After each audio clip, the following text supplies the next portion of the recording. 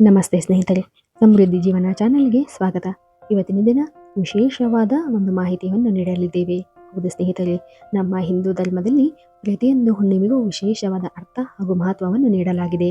ಹೌದು, ಹಾಗೆಯೇ ಈ ಒಂದು ಬರಲಿರುವ ಹುಣ್ಣಿಮೆಯು ಪುಷ್ಯ ಮಾಸದ ಹುಣ್ಣಿಮೆಯು ವಿಶೇಷತೆಯಿಂದ ಕೂಡಿದ್ದು, ಈ ಹುಣ್ಣಿಮೆಯನ್ನು ನಾವು ಪುಷ್ಯ ಹುಣ್ಣಿಮೆ ಅಥವಾ ಬನಶಂಕರಿಯ ಒಂದು ಬನದ ಹುಣ್ಣಿಮೆ ಎಂದು ಕೂಡ ಹೇಳಲಾಗ್ತದೆ. ಹೌದು, ಈ ಹುಣ್ಣಿಮೆಯ ದಿನದಂದು ತಾಯಿ ಅಮ್ಮನವರಾದ ಬನಶಂಕರಿ ದೇವಿಯನ್ನು ವಿಶೇಷವಾಗಿ ಪೂಜೆ ಮಾಡುವುದರಿಂದ ನಮ್ಮ ಜೀವನದಲ್ಲಿರ್ತಕ್ಕಂಥ ಅನೇಕ ರೀತಿಯ ಕಷ್ಟಗಳಿಂದ ನಾವು ಹೊರಬರಬಹುದು. ಹೌದು ಸ್ನೇಹಿತರೆ, ಹಾಗೂ ಈ ಒಂದು ವಿಡಿಯೋದಲ್ಲಿ ನಿಮಗೆ ಈ ಒಂದು ಬನದ ಹುಣ್ಣಿಮೆಯ ವಿಶೇಷತೆ ಹಾಗೂ ಯಾವ ರೀತಿಯಲ್ಲಿ ಹಾಗೂ ಯಾವ ದಿನಾಂಕದಂದು ನಾವು ಈ ಒಂದು ಹುಣ್ಣಿಮೆಯನ್ನು ಆಚರಿಸಬೇಕು ಎಂಬುದರ ಬಗ್ಗೆ ತಿಳಿಯೋಣ.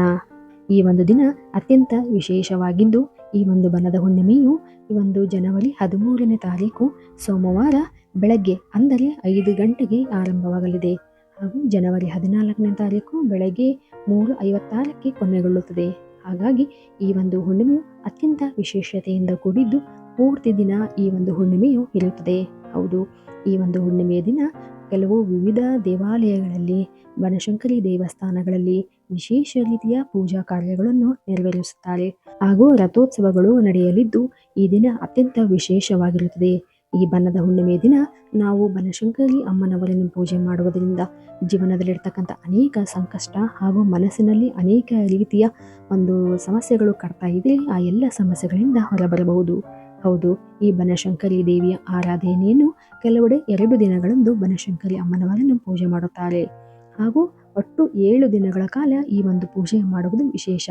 ಹಾಗೂ ಈ ಒಂದು ಬನದ ಹುಣ್ಣಿಮೆಯಂದು ವಿವಿಧ ರೀತಿಯ ತರಕಾರಿಗಳಿಂದ ಮಾಡಿದ ಒಂದು ನೈವೇದ್ಯವನ್ನು ಅಮ್ಮನವರಿಗೆ ನೀಡುತ್ತಾರೆ. ಈ ದಿನ ಬೇರೆ ಬೇರೆ ತರಕಾರಿಗಳ ಪಲ್ಯವನ್ನು ನೈವೇದ್ಯವಾಗಿ ಅರ್ಪಿಸಲಾಗುತ್ತದೆ ಎಂದು ಕೂಡ ಶಾಸ್ತ್ರಗಳಲ್ಲಿ ಹೇಳಲಾಗಿದೆ. ಈ ಒಂದು ಬನದ ಹುಣ್ಣಿಮೆಯ ದಿನ ವಿಶೇಷವಾಗಿ ಕೆಲವು ದೇವಾಲಯಗಳಲ್ಲಿ ರಥೋತ್ಸವಗಳು ಸಹ ನಡೆಯುತ್ತದೆ ಹಾಗೂ ಕರ್ನಾಟಕದ ಹಲವು ಭಾಗಗಳಲ್ಲಿ ಕೂಡ ಬನಶಂಕರಿ ದೇವಾಲಯಗಳಲ್ಲಿ ವಿಶೇಷ ರೀತಿಯ ಒಂದು ಪೂಜಾ ಕಾರ್ಯಗಳನ್ನು ನಡೆಸುತ್ತಾ ಇರುತ್ತಾರೆ. ಹೌದು, ಹಾಗೂ ಈ ಬನದ ಹುಣ್ಣಿಮೆಯ ದಿನದಂದು ನಾವು ದುರ್ಗಾದೇವಿಯ ಯಾವುದಾದರೂ ಮಂತ್ರಗಳನ್ನು ಪಠಣೆ ಮಾಡುವುದರಿಂದ ವಿಶೇಷ ರೀತಿಯ ಆ ದುರ್ಗಾದೇವಿಯ ಒಂದು ಅನುಗ್ರಹವನ್ನು ಪಡೆಯಬಹುದು ಎಂದು ಕೂಡ ಹೇಳಲಾಗ್ತದೆ.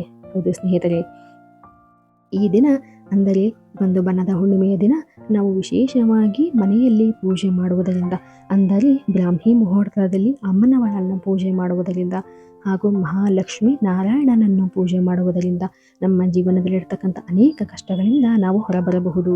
ಹೌದು, ಈ ದಿನ ಅಂದರೆ ಈ ಹುಣ್ಣಿಮೆಯ ದಿನದಂದು ಸತ್ಯನಾರಾಯಣ ಸ್ವಾಮಿಯ ಪೂಜೆಯನ್ನು ಮಾಡುವುದರಿಂದ ಜೀವನದಲ್ಲಿರ್ತಕ್ಕಂಥ ಕಷ್ಟಗಳಿಂದ ನಾವು ಹೊರಬರಬಹುದು. ವಿಶೇಷವಾಗಿ ಈ ದಿನದಂದು ನಾವು ಅಂದರೆ ಶುಕ್ರ ಹಾಗೂ ಚಂದ್ರಗ್ರಹಗಳ ದೋಷ ನಿವಾರಣೆಯಾಗುತ್ತದೆ ಎಂದು ಕೂಡ ಹೇಳಲಾಗ್ತದೆ.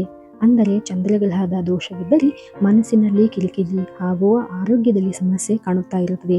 ಇಂತಹ ಸಂದರ್ಭದಲ್ಲಿ ಯಾವುದೇ ವ್ಯಕ್ತಿಯ ಆರೋಗ್ಯದ ಸಮಸ್ಯೆಯಿಂದ ಬಳಲುತ್ತಾ ಇದ್ದಾಗ ಈ ಒಂದು ಬನದ ಹುಣ್ಣಿಮೆಯ ದಿನದಂದು ವಿಶೇಷವಾಗಿ ಚಂದ್ರನನ್ನು ಪೂಜೆ ಮಾಡುವುದರಿಂದ ಹಾಗೂ ಬನಶಂಕರಿ ಅಮ್ಮನವರನ್ನು ಪೂಜೆ ಮಾಡುವುದರಿಂದ ಆ ಎಲ್ಲ ಸಮಸ್ಯೆಗಳಿಂದ ಮುಕ್ತಿ ಹೊಂದಬಹುದು. ಹೌದು ಸ್ನೇಹಿತರೆ, ಹಾಗೂ ಈ ದಿನದಂದು ಯಾವೆಲ್ಲ ವ್ಯಕ್ತಿ ಅನೇಕ ರೀತಿಯ ಕೆಲವೊಂದು ಸಮಸ್ಯೆಗಳಿಂದ, ತೊಂದರೆಗಳಿಂದ, ಮಾನಸಿಕ ಸಮಸ್ಯೆ, ಹಣಕಾಸಿನ ಸಮಸ್ಯೆಯಿಂದ ಇರುವವರು ಕೂಡ ಈ ಪುಷ್ಯ ಮಾಸದ ಹುಣ್ಣಿಮೆಯ ದಿನದಂದು ಬನಶಂಕರಿ ದೇವಿಯನ್ನು ಪೂಜಿಸುವುದು ಉತ್ತಮ ಎಂದು ಕೂಡ ಹೇಳಲಾಗ್ತದೆ. ಹೌದು, ಈ ಪಂಚಾಂಗದ ಪ್ರಕಾರ ಹುಣ್ಣಿಮೆ ಬೆಳಗಿನ ಜಾವ ಆರಂಭವಾಗ್ತದೆ, ದಿನಪೂರ್ತಿ ಹುಣ್ಣಿಮೆ ಇರುತ್ತದೆ. ಹಾಗಾಗಿ ಹಣಕಾಸಿನ ಸಮಸ್ಯೆ ಎದುರಿಸುತ್ತಿರುವವರು ಶ್ರೀ ಲಕ್ಷ್ಮೀ ಸಮೇತ ವಿಷ್ಣುವನ್ನು ಪೂಜಿಸಬೇಕು ಎಂದು ಕೂಡ ಹೇಳಲಾಗ್ತದೆ. ಹಾಗೂ ಈ ದಿನ ವಿಶೇಷವಾಗಿ ನಾವು ಅಕ್ಕಿಯಿಂದ ತಯಾರಿಸಿದ ಪಾಯಸವನ್ನು ಒಂದು ದೇವರಿಗೆ, ವಿಷ್ಣು ದೇವರಿಗೆ ನಾವು ಅರ್ಪಿಸುವುದರಿಂದ ನಮ್ಮ ಎಲ್ಲ ಕಷ್ಟಗಳು ಕರಗುತ್ತದೆ ಎಂದು ಕೂಡ ಹೇಳಲಾಗ್ತದೆ. ಹೌದು ಸ್ನೇಹಿತರೆ, ಹಾಗೂ ಸಂಜೆಯ ವೇಳೆಯಲ್ಲಿ ಮನೆಯ ಮುಂದೆ 2 ದೀಪಗಳನ್ನು ಹಚ್ಚಿ ಮಹಾಲಕ್ಷ್ಮಿಯವರ ಅನುಗ್ರಹವನ್ನು ಪಡೆಯಬಹುದು. ಹಾಗೂ ಮುತ್ತೈದೆಯರಿಗೆ ಒಂದು ಫಲ ತಾಂಬೂಲವನ್ನು ನೀಡುವುದರಿಂದ ವಿಶೇಷವಾದ ಫಲಗಳನ್ನು ಪಡೆಯಬಹುದು ಎಂದು ಕೂಡ ಹೇಳಲಾಗ್ತದೆ. ಹಾಗೂ ಈ ದಿನದಂದು ಬನದ ಹುಣ್ಣಿಮೆಯ ದಿನದಂದು ವಿಶೇಷವಾಗಿ ನಾವು ಶಿವ ಪಾರ್ವತಿಯನ್ನು ಪೂಜೆ ಮಾಡುವುದರಿಂದ ಕುಟುಂಬದಲ್ಲಿ ಉತ್ತಮವಾದ ಅನ್ಯೋನ್ಯತೆ ಇರುತ್ತದೆ ಎಂದು ಕೂಡ ಹೇಳಲಾಗ್ತದೆ. ಹಾಗೂ ಈ ದಿನದಂದು ಶಿವ ಪಾರ್ವತಿಯನ್ನು ಪಂಚಾಮೃತ ಅಭಿಷೇಕದಿಂದ ಪೂಜೆ ಮಾಡುವುದರಿಂದ ವಿಶೇಷವಾದ ಒಂದು ಫಲವನ್ನು ಪಡೆಯಬಹುದು ಎಂದು ಕೂಡ ಹೇಳಲಾಗ್ತದೆ.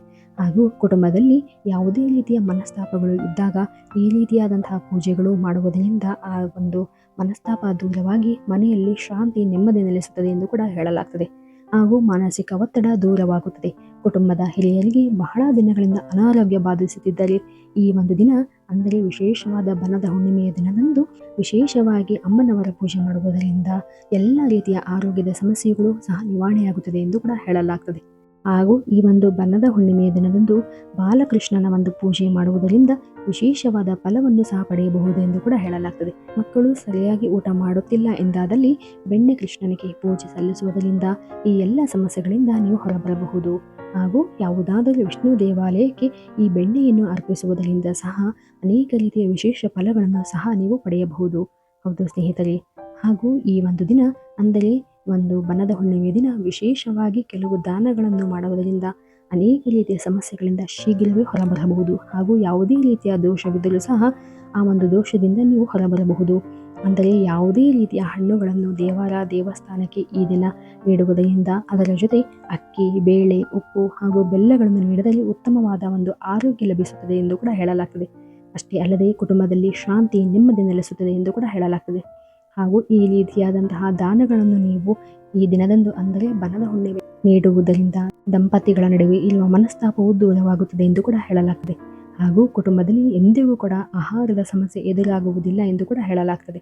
ಈ ಒಂದು ಬನದ ಹುಣ್ಣಿಮೆ ಅತ್ಯಂತ ವಿಶೇಷವಾಗಿದ್ದು ಈ ಹುಣ್ಣಿಮೆ ದಿನ ನಾವು ವಿಶೇಷವಾಗಿ ಅಮ್ಮನವರನ್ನು ಪೂಜೆ ಮಾಡುವುದರಿಂದ ಮನೆಯಲ್ಲಿ ಇರ್ತಕ್ಕಂಥ ದಾರಿದ್ರ್ಯವು ತೊಲಗಿ ಹಣದ ಅನುಕೂಲತೆ ಉಂಟಾಗ್ತದೆ ಎಂದು ಕೂಡ ಹೇಳಲಾಗ್ತದೆ.